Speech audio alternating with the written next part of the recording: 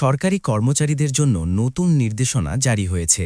এখন থেকে প্রতিদিন সকাল ৯টা থেকে ৯টা ৪০ পর্যন্ত সব সরকারি, অধা সরকারি, স্বায়ত্তশাসিত এবং অধা স্বায়ত্তশাসিত প্রতিষ্ঠানে কর্মরত কর্মকর্তা কর্মচারীদের নিজ নিজ অফিস কক্ষে বাধ্যতামূলকভাবে অবস্থান করতে হবে।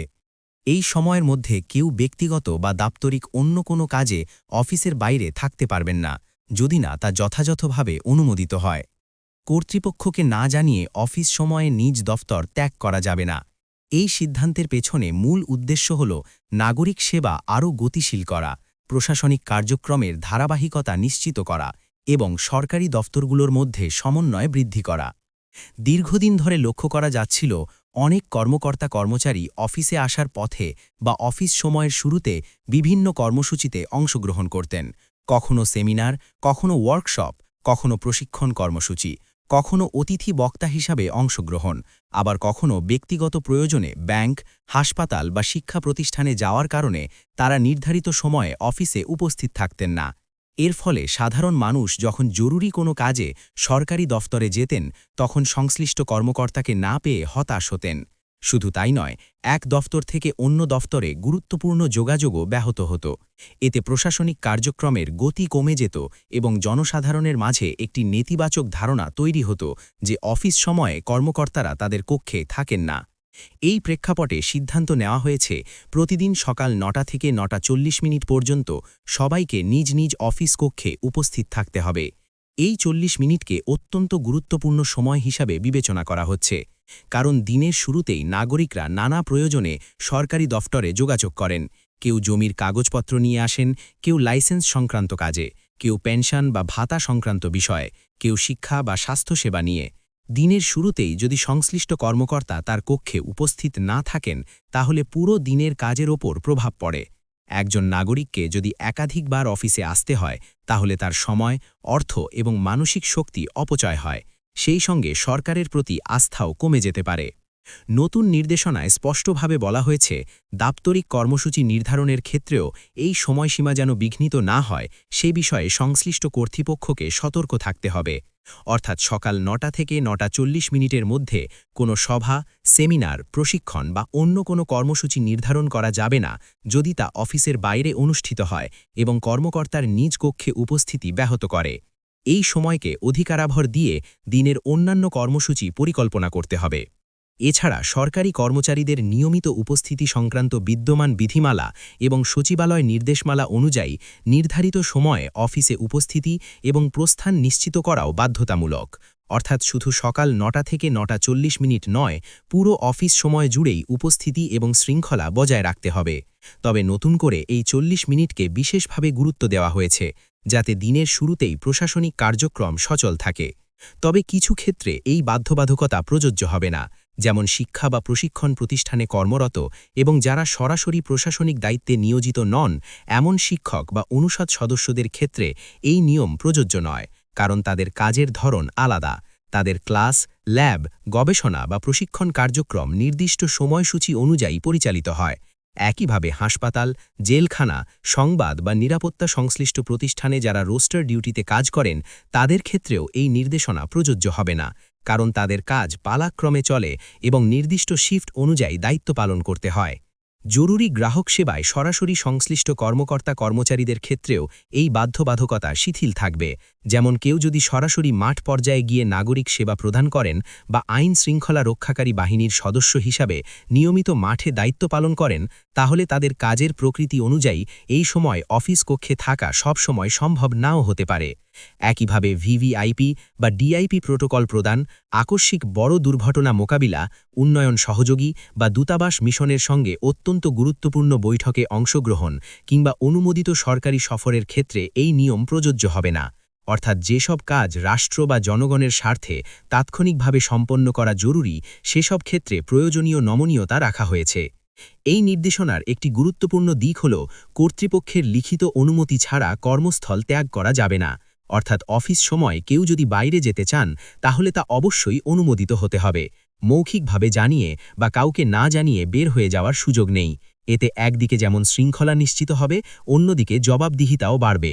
কে কখন কোথায় যাচ্ছেন, কেন যাচ্ছেন এসব বিষয়ে স্পষ্টতা থাকবে।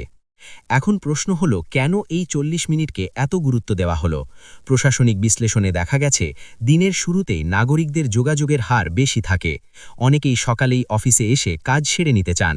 যদি তারা এসে দেখেন সংশ্লিষ্ট কর্মকর্তা উপস্থিত নেই, তাহলে তাদের অপেক্ষা করতে হয় বা অন্য দিন আসতে হয়। এতে নাগরিক সেবার মান কমে যায়। আবার অনেক সময় এক দফতর থেকে অন্য দফতরে ফাইল পাঠানো বা অনুমোদন নেওয়ার ক্ষেত্রে সংশ্লিষ্ট কর্মকর্তাকে না পেয়ে বিলম্ব হয়। দিনের শুরুতেই যদি সবাই নিজ নিজ কক্ষে উপস্থিত থাকেন, তাহলে ফাইল চলাচল দ্রুত হবে, সিদ্ধান্ত গ্রহণ সহজ হবে এবং কাজের গতি বাড়বে। এছাড়া সরকারি দফতরের ভাবমূর্তিও একটি বড় বিষয়। নাগরিকরা যখন দেখবেন অফিস সময়ের শুরুতেই কর্মকর্তারা নিজ কক্ষে উপস্থিত, তাদের কথা শুনছেন, প্রয়োজনীয় নির্দেশ দিচ্ছেন, তখন স্বাভাবিকভাবেই সরকারের প্রতি আস্থা বাড়বে।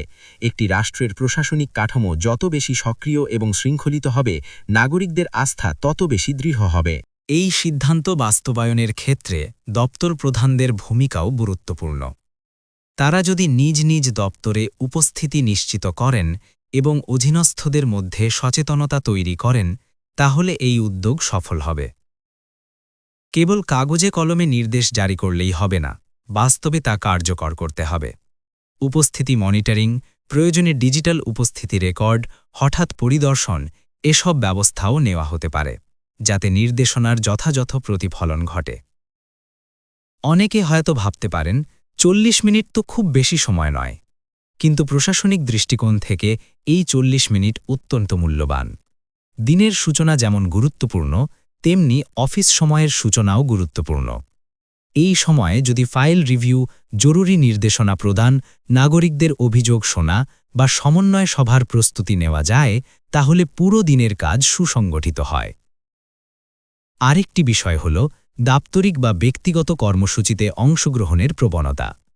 অনেক সময় দেখা যায়, অফিস সময়ের শুরুতেই বিভিন্ন অনুষ্ঠানে যোগ দেওয়ার কারণে সংশ্লিষ্ট কর্মকর্তা অফিসে উপস্থিত থাকতে পারেন না। নতুন নির্দেশনা বলছে, দাপ্তরিক কর্মসূচি নির্ধারণের ক্ষেত্রেও যেন সকাল 9টা থেকে 9টা 40 মিনিট সময়সীমা বিঘ্নিত না হয়। অর্থাৎ কর্মসূচি থাকলেও তা এমনভাবে নির্ধারণ করতে হবে যাতে এই সময়ে অফিসে উপস্থিতি নিশ্চিত হয়। এতে পরিকল্পনার ক্ষেত্রেও শৃঙ্খলা আসবে। এই সিদ্ধান্তের আরেকটি ইতিবাচক দিক হল আন্তঃদপ্তর সমন্বয় বৃদ্ধি। অনেক সময় এক দপ্তরের কর্মকর্তা অন্য দপ্তরে ফোন করেন বা সরাসরি যোগাযোগ করতে চান, কিন্তু সংশ্লিষ্ট ব্যক্তিকে না পেয়ে কাজ আটকে যায়। যদি জানা থাকে যে প্রতিদিন সকাল 9টা থেকে 9টা 40 মিনিট পর্যন্ত সবাই নিজ কক্ষে থাকবেন, তাহলে এই সময়টিকে যোগাযোগের জন্য কার্যকরভাবে ব্যবহার করা যাবে।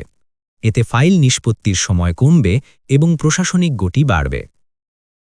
নাগরিক সেবার মান উন্নয়ন এখন সময়ের দাবি। ডিজিটাল সেবা যতই বাড়ুক, এখনও অনেক কাজের জন্য সরাসরি অফিসে যেতে হয়। বিশেষ করে গ্রামাঞ্চল বা প্রত্যন্ত অঞ্চলের মানুষ সরাসরি অফিসে গিয়ে সমস্যার সমাধান চান।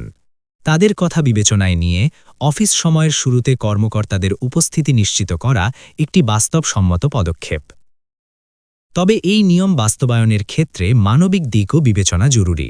যেমন কেউ যদি বৈধ কারণে দেরি করেন, যানজট, প্রাকৃতিক দুর্যোগ, অসুস্থতা, তাহলে তা বিবেচনায় নেওয়া উচিত। নির্দেশনার মূল উদ্দেশ্য শাস্তি নয়, বরং শৃঙ্খলা ও সেবার মান উন্নয়ন। তাই প্রয়োগের ক্ষেত্রেও ভারসাম্য বজায় রাখা প্রয়োজন।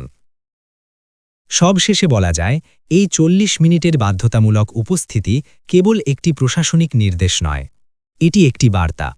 বার্তাটি হল, সরকারি দপ্তর নাগরিকদের জন্য এবং নাগরিকদের সুবিধাকেই প্রাধান্য দেওয়া হবে। দিনের শুরুতেই যদি কর্মকর্তা-কর্মচারীরা প্রস্তুত ও উপস্থিত থাকেন, তাহলে পুরো প্রশাসনিক ব্যবস্থাই আরও কার্যকর হয়ে উঠবে। নাগরিকরা দ্রুত সেবা পাবেন, ফাইলের জট কমবে, দাপ্তরিক যোগাযোগ সহজ হবে এবং সরকারের ভাবমূর্তি আরও ইতিবাচক হবে। এখন দেখার বিষয়, এই নির্দেশনা কতটা কার্যকরভাবে বাস্তবায়িত হয় এবং এর ফলে নাগরিক সেবায় কতটা পরিবর্তন আসে। তবে উদ্যোগটি যে প্রশাসনিক গতিশীলতা বৃদ্ধির একটি গুরুত্বপূর্ণ পদক্ষেপ, এ বিষয়ে সন্দেহ নেই।